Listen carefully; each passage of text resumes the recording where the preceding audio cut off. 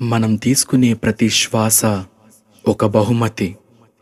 బలహీనతలో జారిపడిన ప్రతిసారి తిరిగి లేవటానికి కలిగే అవకాశం కృప. ఈరోజు సందేశం మన నడవడికను సరిచేసుకోవడానికి మేల్కొల్పే ఒక ఆత్మీయ పిలుపు.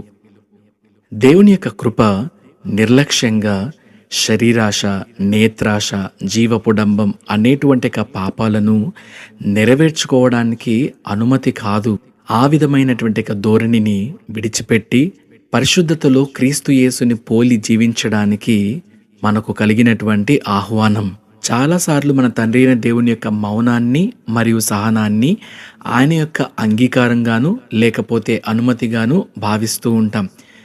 అందువల్లే తరచుగా మనం పాపంలో పడిపోతూ పరిస్థితులన్నీ చాలా చక్కగా ఉన్నాయి కాబట్టి నా యొక్క ఉద్దేశం నేనేదైతే అనుకున్నానో, ఏదైతే చేశానో, చేస్తున్నానో అది సరైనదే అని అనుకుంటూ ఉంటాం. కానీ అసలైనటువంటి ప్రమాదం ఇక్కడే ఉంది. మనం పాపంలో జీవిస్తూ ఉన్నప్పుడు క్రీస్తుని విడిచిపెట్టి ఆయన యొక్క ఉద్దేశాలని విడిచిపెట్టి రోమిలకు రాసిన పత్రిక 12వ అధ్యాయం 2వ వచనంలో ఉన్నట్టుగా దేవుని యొక్క చిత్తం సంపూర్ణమైనటువంటి ఆయన ఉద్దేశం ఏంటో మనం పరీక్షించి తెలుసుకోకుండా మన యొక్క సొంత ఆలోచనలతో మనం వెళ్తూ ఈ లోకంలో మన ఇష్టానుసారమైనటువంటి నిర్ణయాలను మనం తీసుకుంటూ మనం చేసే ఉద్యోగంలో అయితేనేమి, పనుల్లో అయితేనేమి, చదివే చదువుల్లో అయితేనేమి, వివాహ విషయాల్లో అయితేనేమి, మరి ఇంకే విధమైనవైనా కానీ సరే అందులో దేవుని యొక్క ఏర్పాటు ఉందా లేదా అని మనం ఆలోచించకుండా ముందుకి కొనసాగిపోతూ ఉంటాం. ఇదేం చేస్తుందనంటే చివరికి మన యొక్క జీవితాన్ని జారత్వానికి గురి చేస్తుంది, పరిశుద్ధత నుంచి దూరం చేస్తుంది. అయితే అలాంటి ఒక నడవడికను మనం జీవిస్తున్నప్పుడు మనపై నుండి తండ్రి అయినటువంటి దేవుడు తన యొక్క ముఖాన్ని క్షణమాత్రపు కోపముతో అటుగా తిప్పుకోవటంలో లేదు అసలైనటువంటి ప్రమాదం. భయంకరమైన విషయం ఏంటనంటే ఆయన యొక్క కృపకు స్పందించకుండా హృదయాన్ని కఠినపరుచుకొని ఈ లోకంలో రాజీ పడిపోయేటువంటి క్రియల్లో జీవిస్తాం చూసారా, అందులో ఉంది నిజమైన భయంకరమైనటువంటి ప్రమాదం. అయితే ఈ విధంగా జీవించే మన ప్రయాణంలో ఒకటి మనం గుర్తు తెచ్చుకోవాలి. పాత నిబంధన అధ్యాయాల్లో గనక మనం చూసినట్లయితే దేవుని యొక్క సన్నిధిని కనబడాలి అనంటే మనని మనం చాలా సిద్ధపరచుకోవాల్సి ఉండేది. కానీ ఈరోజు ఆయన యొక్క కృపా కనికరాలకై తండ్రైన దేవుని యొక్క కృపా సింహాసనం దగ్గరికి మనం ధైర్యంగా అన్ని వేళల్లో రాగలుగుతున్నాం. అంతటి గొప్ప ఆధిక్యతను క్రీస్తు యేసు మనకై మరణించి తిరిగి లేచి ఆయన యొక్క జీవమైనటువంటి మార్గమును మన ముందు ఉంచుట ద్వారా మనకు కలిగింది. మరి అలా అయితే ఇప్పుడు ఏమందాం? అపోస్తుడైన పౌలు మనను రోమీలకు రాసిన పత్రిక 6వ అధ్యాయం 1వ వచనం ద్వారా ప్రశ్న అడుగుతున్నాడు. కాబట్టి కృప విస్తరించను కదా అని పాపములోనే జీవిద్దామా? అలా అనకూడదు.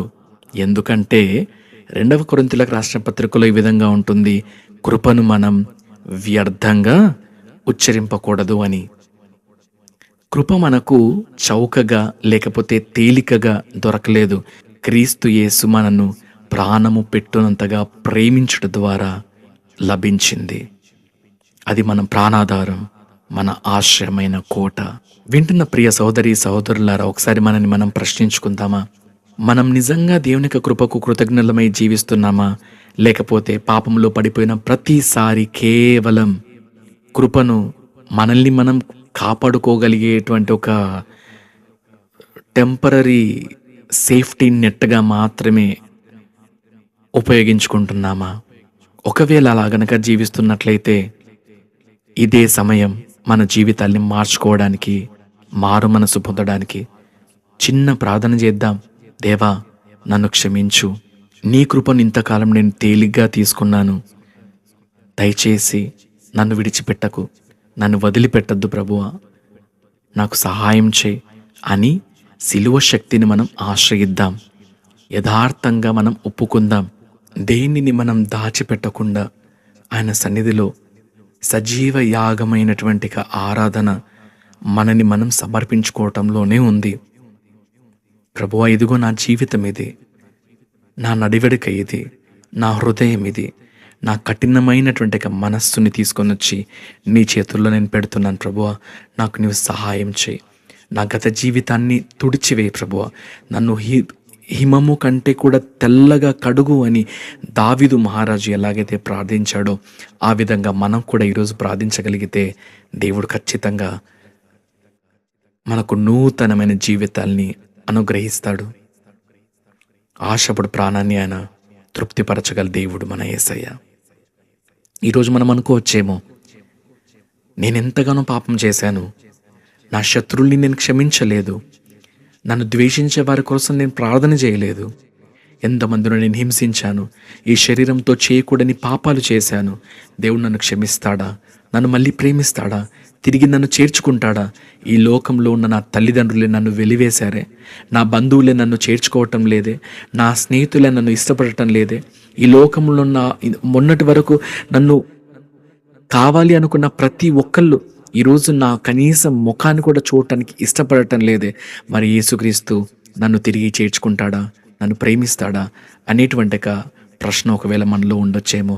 ప్రియ సహోదరి సహోదరుడా, ఈ లోకంలో యేసుక్రీస్తు క్షమించలేనటువంటి ఒక పాపం ఏది కూడా లేదు. హి లవ్స్ యూ. ఆయన చెప్తున్నాడు ఈరోజు, నా ప్రియ కుమార్తె, నా ప్రియ కుమారుడా, నీవు నాకు కావాలి. ఈ లోకంలో ఎవరు నిన్ను ప్రేమించినా ప్రేమించకపోయినా నేను నిన్ను ప్రేమిస్తున్నాను. నా దగ్గరికి రా.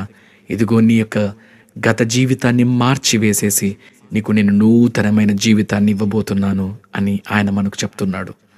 తిరిగి వద్దాం ఆయన దగ్గరికి. మనం కులాన్ని మర్చిపోయి ఉండొచ్చేమో, ఆయన్ని విడిచిపెట్టి వెళ్ళిపోయి ఉండొచ్చేమో, కానీ మన తండ్రిన దేవుడు మనల్ని విడిచిపెట్టేవాడు కాదు, మర్చిపోయేవాడు అస్సలు కాదు. ఈరోజు మనం గనక ఆయన దగ్గరికి వచ్చి యథార్థముగా మన పాపాలను ఒప్పుకొని విడిచిపెట్టగలిగితే పరిశుద్ధమైనటువంటి దైవిక బలం మన జీవితాల్ని ఏలబోతుంది. ప్రార్థన చేద్దాం. ప్రభువా, నీ కృపను ఇంతకాలం నేను నిరర్ధకం చేశాను, కానీ ఇకపై ఆ విధంగా కాకుండా నన్ను నీవు నీ ప్రేమ చేత, నీ కనికరము చేత, నీ బలము చేత ముందుకు నడిపించేసయ్యా. నాకు సహాయం చేయని ప్రార్థన చేద్దాం. ఇది ఖచ్చితమైన సమయం. ఆయన శక్తిని ఆశ్రయించాల్సినటువంటి గడియ. ఎందుకంటే మనం పోరాడేది రక్తమాంసములతో కాదు, కానీ అంధకార చీకటి శక్తులతో. సాతాను ఎవరిని మింగాలా అని చెప్పేసి ఎదురు చూస్తూ ఉన్నాడు. వాడి యొక్క కుయుక్తులకి మనము పడకుండా ఉండాలి అంటే ఆయన వాక్యపు కవచాన్ని మనం ధరించుకోవాలి. ప్రార్థన డాలు మన చేతిలో ఉండాలి. అనుక్షణం అనుదినం సిద్ధపాటు కలిగినట్టుగా జీవితంతో మనము ముందుకు కొనసాగాలి. ప్రార్థించుకుందామా? మమ్మల్ని ఎంతగానో ప్రేమించిన మా ప్రేమిని యేసయ్యా, నీకు స్తుతులు స్తోత్రాలు. ఈరోజు నీవు మాతో మాట్లాడిన ప్రతి ఒక్క మాటకి వందనాలు నాయనా. ప్రభువా, మా యొక్క క్రియలు నిన్ను మహిమపరిచేవిగా, ఘనత కలిగించేవిగా ఉండడానికి సహాయం చేయి తండ్రి. నీ కృపచేత మమ్మల్ని బలపరచు, స్థిరపరచు. కేవలం మేము వినువారిగా మాత్రమే కాకుండా ఇక వాక్యాన్ని మా యొక్క జీవితాల్లో నెరవేర్చుకోగలిగేటువంటి కృపను, భాగ్యాన్ని మాకు అందరికీ అనుగ్రహిస్తామని వేడుకుంటూ, నీకు కృపను నిరర్ధకము చేయకుండా నీకు మేము కృతజ్ఞులుగా జీవించగలుగుటకు మాకు నీవు సహాయం చేస్తామని వేడుకుంటూ, సమస్తమైన మహిమ, ఘనత, ప్రభావాలు నీకే చెల్లునుగా కనార్పిస్తూ యేసుక్రీస్తు అతి పరిశుద్ధ శ్రేష్టమైన నామములో అడిగి ప్రార్థిస్తున్నాం ప్రియ పరలోకపు తండ్రి. Amen, amen, amen. Praise the Lord. జగదోత్పత్తికి ముందుగానే ఏర్పరచుకొని నన్ను పిలచితివా. నీ పిలుపే స్థిరపరచనే, నీ కృపయే బలపరచనే. నీ పిలుపే స్థిరపరచనే, నీ కృపయే బలపరచనే. నీ కృపయే ఈ పరిచర్యను నాకు అనుగ్రహించెను. నీ కృప నాకు చాలును, నీ కృప లేనిది నే బ్రతుకలేను, నీ కృప లేనిది నే బ్రతుకలేను.